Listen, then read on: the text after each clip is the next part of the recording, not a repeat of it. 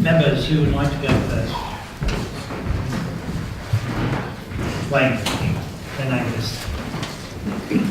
I would just like to say I think it's the first time, I think I've been on here 5 years, where I've heard that amount of support for an application. Angus?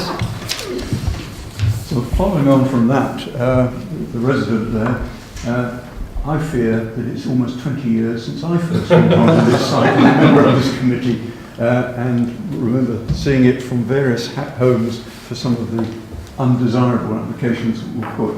So I do think it's a good scheme. I've just got one question about this enhancement area land.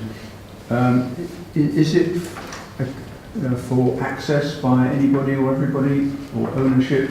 I just don't want to tie things down too much, but I just wonder how that will be controlled, because the worst case scenario, of course, would be that the curtilage of the new houses would encroach onto that land over time. Yes, if you see on the plan just in front of you, there is an access gap here. So if there was management needed, for example, wires to trees, that could be undertaken by contractors. In terms of how it's managed and the ownership, that will be part of the ecological management plan. I think there's several ways that could be done. For argument's sake, it could be sort of almost a ground rent situation where money goes into a pot from residents, and then every year something gets done on there. But that would be thrashed out in the ecological enhancement area plan. In terms of curtilages, that has come up. It came up in Chairman's briefing actually.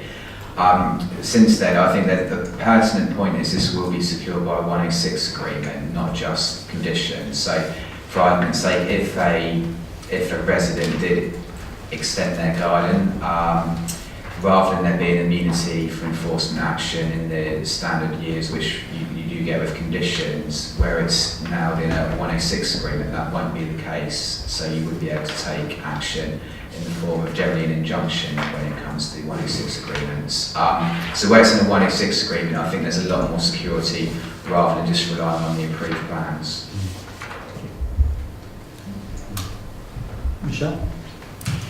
I also went on a site visit there a while ago, and I think it's very nice that they've actually got a point where they've done something that the neighbors want. Great idea. Thank you. Maybe all developers should do that. Any more questions, comments?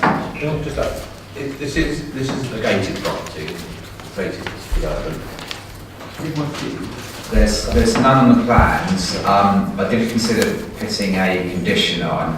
However, they would need plan permission for that. But I think the reason I felt that perhaps a condition to restrict it wouldn't be appropriate is if, for argument's sake, someone hits a gate real far up to their driveway, I wouldn't really see an issue with that. However, if they put a gate right at the entrance, then I think that would be out of keeping, but there's none proposed in this plan, and it'd be up to them if they wanted to do that to come with the various approval as part of conditions.